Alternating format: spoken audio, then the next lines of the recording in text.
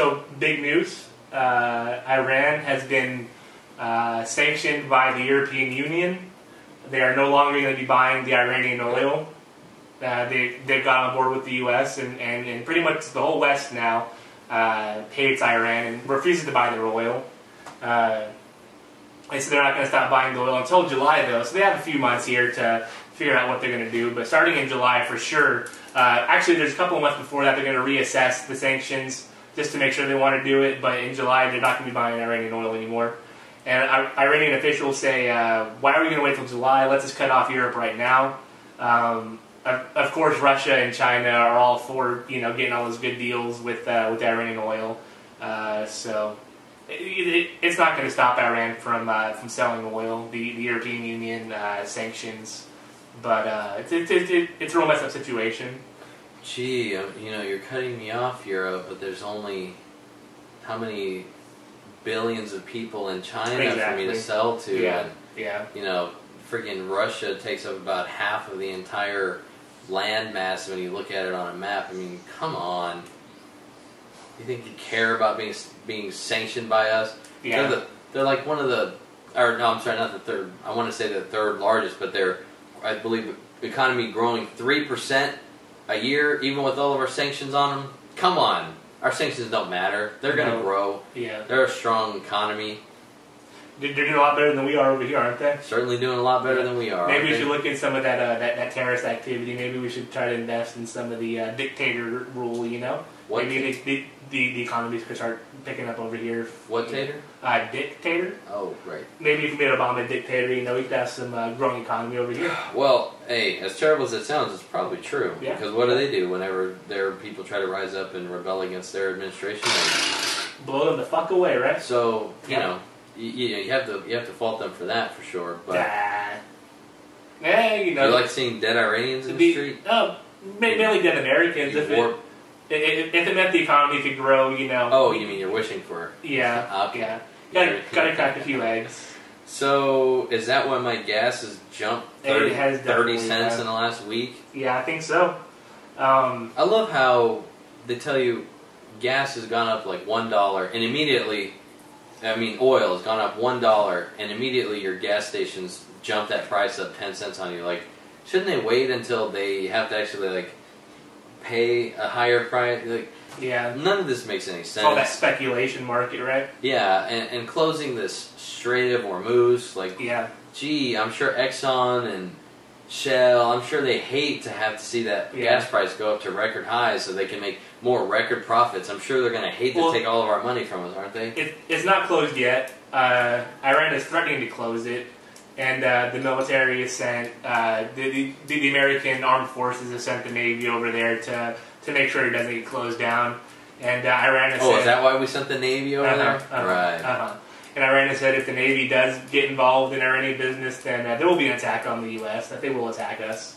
So, and how's that? I don't know. Maybe through some of those viruses. Unless they've created some kind of Nerf gun that can shoot all the way over here, I don't think Iran's going to attack anywhere. But they sure are saying they will. They are threatening. They said that Iran's a year away from getting a nuclear bomb now. So they're pretty close. Please, that's what they say. Iran is no threat. Yeah. We could stop this Iranian threat in 10 minutes if we wanted to. Yeah, but Iran likes to puff their chest up, and talk about how big and bad they are and how everyone should fear them and how. I don't think they're saying anyone should fear them. I think they're just saying you have to treat us like you would treat everyone else. Ron Paul brings this question up. I'm not the biggest Ron Paul supporter, but he's 100% right. How come Israel? How come Pakistan? How come India? They're loaded right. with these with nuclear weapons. Why is it such a big deal for Iran to have one?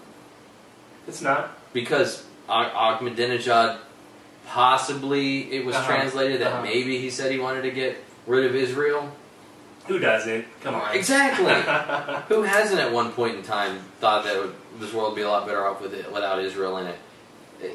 A nuclear Iran is nothing to fear.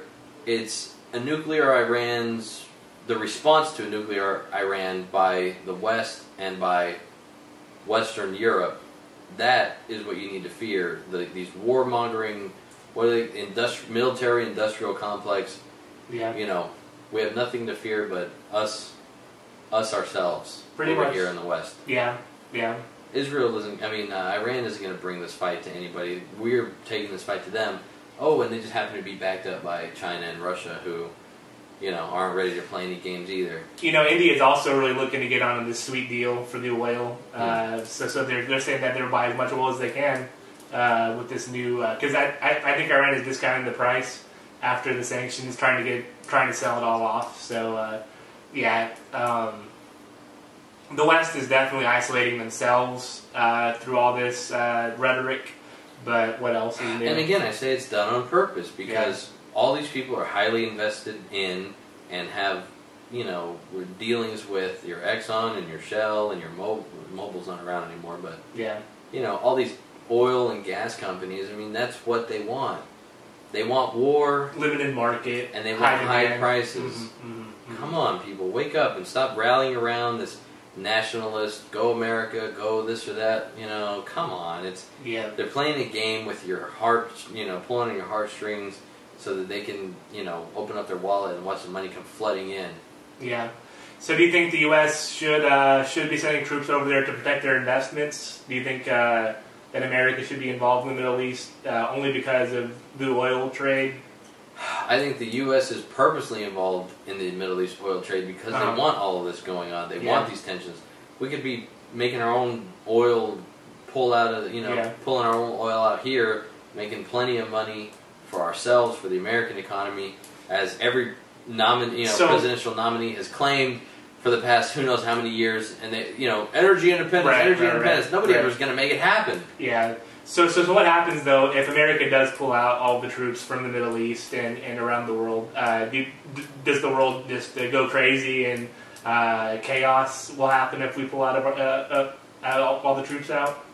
If you listen to Karl Rove, if you listen to, say, Mind Control, the world will go on. The world will probably be a happier place. It'll probably be a safer place for yours and our children. Not only for us over here.